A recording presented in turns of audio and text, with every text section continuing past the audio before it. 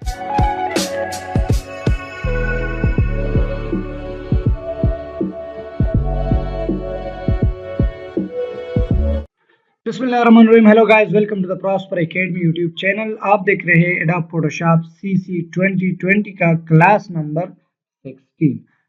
इंशाल्लाह इस क्लास में हम बाकी जो टूल्स थे वो हम पढ़ेंगे।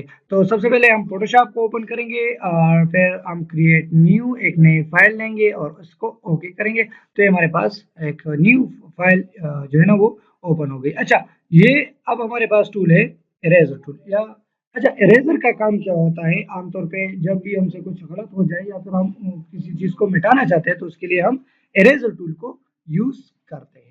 तो सबसे पहले हमारे पास है इरेजर टूल। अच्छा, अब इसके लिए मैं एक पिक्चर वगैरह खोलूंगा तो फाइल ओपन, यहाँ से मैं कोई भी पिक्चर को ओपन कर लेता हूँ। लेट सपोज मेरे पास ये वाला पिक्चर है, इसको मैं ओपन कर लेता हूँ।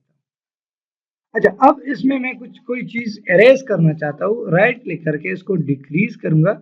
लेकिन अगर हम यहाँ पर देखें, ये जो बैकग्राउंड कलर है ये हमारे पास आ जाएगा। ओके, ये अभी हमारे पास एरेज कर रहा है, लेकिन ये हमारे पास बैकग्राउंड को एरेज करता है।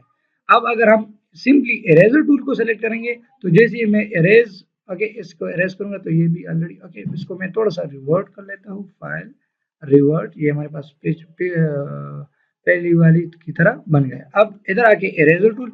इरेजर टूल पे आप जो भी जगह इरेज करना चाहते हैं तो वो आपको इरेज करके देगा। लेकिन यहाँ पर अगर बैकग्राउंड में व्हाइट कलर होगा तो इधर भी मेरे पास बैकग्राउंड में व्हाइट कलर आएगा। राइट क्लिक करके इसकी साइज को इंक्रीज कर ले तो ये आपका साइज इंक्रीज होगा। तो इसी तरह आप किसी भी चीज को इरेज कर सकते हैं और यहाँ पर बैकग्राउंड में आपका जो कलर होगा वो हमारे पास आएगा। अब अगर मैं व्हाइट रखना चाहता हूँ तो आपके पास व्हाइट आएगा और ये आपको इरेज करके दे देगा। ओके, अब यहाँ से आप उसकी ब्रश, उसकी ओपेसिटी वो आप इंक्रीज एंड डिक्रीज कर सकते हैं। ये देख ले, ये इसकी ओपेसिटी हमने डिक्रीज की। इसकी फ्लो आप इंक्रीज या डिक्रीज करना चाहते हैं। ओके, इसकी ये ऑलरेडी फ्लो है। इसकी स्मूथिंग आप इंक्रीज या डिक्रीज करना चाहते हैं तो वो आप इंक्रीज या फिर डिक्रीज कर सकते हैं। ओके, इसकी एंगल इरेज टू हिस्ट्री, तो ये आपको हिस्ट्री भी इरेज करके दे देगा। ओके, वो ऑलरेडी हमने पढ़ा ब्रश टूल की मदद से। इसके अलावा ये हमारे पास ऑलरेडी हमने पढ़ा हुआ था वर्टिकली, या फिर अगर आप एक जगह से इरेज करना चाहते हैं वर्टिकली, फॉर एग्जांपल अगर ये ओके, ये अगर हम इधर से इरेज करेंगे तो दूसरी साइड से भी इरेज होगा। तो ये आपका टाइम जो है ना वो बचाएगा। ओके, तो ये आप यूज कर सकते हैं। इसके अलावा दूसरा हमारे पास है मैजिक बैकग्राउंड इरेजर टूल। तो इसको मैं रिवर्ट करूंगा, फाइल रिवर्ट, ये हमारे पास ओरिजिनल हालत में आ जाएगा।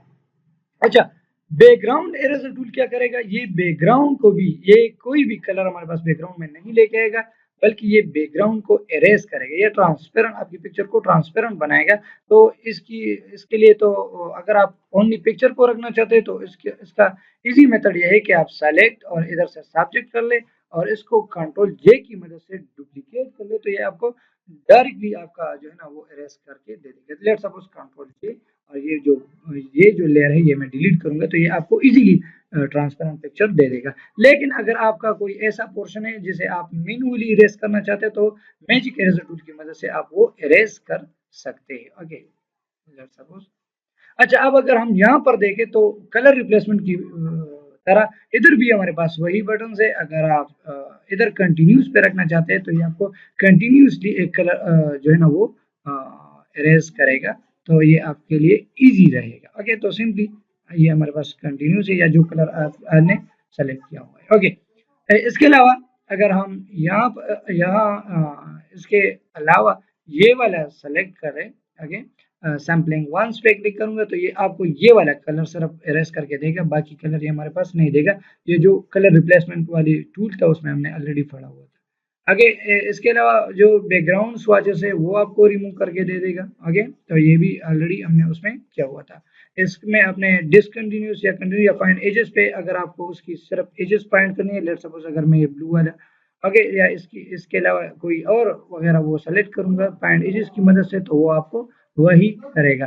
लेकिन आपने कंटिन्यूस वो सेलेक्ट करना है। इसकी टॉलरेंस आपने इंक्रीज या फिर डिक्रीज करनी है तो ये आपको उसकी टॉलरेंस को आप इंक्रीज या फिर डिक्रीज कर सकते हैं। इसके अलावा अगर आपने इसकी एंगल वगैरह को चेंज करनी है तो आप उसकी एंगल को भी चेंज कर सकते हैं। अच्छा, इसके अलावा ये जो पिक्चर हमने एडिट की तो इसमें हमने ये वाला ऑप्शन ऑन नहीं किया हुआ था, प्रोटेक्ट फोरग्राउंड कलर्स। अच्छा, अगर आपके पास कोई फोरग्राउंड कलर है, अगर हम इसको प्रोटेक्ट करना चाहते हैं तो वो आपको प्रोटेक्ट करके देगा, बाकी जो इरेज होगा तो वो आपको इरेज होके दे देगा। ओके, लेकिन जो फोरग्राउंड में होगा वो आपको प्रोटेक्ट करके दे देगा। ओके, तो इसी तरह आप किसी भी पिक्चर को इजीली उसकी बैकग्राउंड को उसको रिमूव कर सकते हैं। ओके, इसकी टॉलरेंस को मैं बिल्कुल 0 कर लेता हूँ, तो ये हमारे पास इजीली आ गया। इसके अलावा हमारे पास मैजिक इरेजर टूल है, तो फाइंड और इसको मैं रिवर्ट कर लेता हूँ। अच्छा, अब मैजिक इरेजर टूल का काम क्या है? इसका काम मैजिक वॉन्ड टूल की तरह है, जो ऑलरेडी हमने इधर मैजिक वॉन्ड टूल पढ़ा था कि ये हमें एक कलर को सेलेक्ट करके देगा। सेम इसी तरह ये मैजिक इरेजर टूल है, आपको जब एक कलर आपने रिमूव करना होगा तो सिंपली आप क्लिक कर ले, तो वही कलर आपको रिमूव करके या फिर डिलीट करके वो दे देगा। Okay, so anti alias, contiguous, sample all layers, opacity, ये भी आप उसकी चेंज कर सकते हैं। ओके, तो ये थे हमारे पास eraser tool, background eraser tool और magic eraser tool. Eraser tool आपको सिंपली जो है ना वो इरेज करके बैकग्राउंड कलर लगा देगा, इधर जो होगा। बैकग्राउंड इरेजर टूल में ये आपको बैकग्राउंड भी देगा, ट्रांसपेरेंट देगा। और मैजिक इरेजर टूल में आपको सेम कलर जो होगा वो आपको वन क्लिक पे वो डिलीट करके दे देगा। ओके, सो ये था आज का लेक्चर। इंशाल्लाह नेक्स्ट क्लास में हम ग्रेडियंट और ये सब कुछ वो पढ़ेंगे। सो इंशाल्लाह we will meet you in the next class. See you soon, take care, bye bye, अल्लाह हाफिज।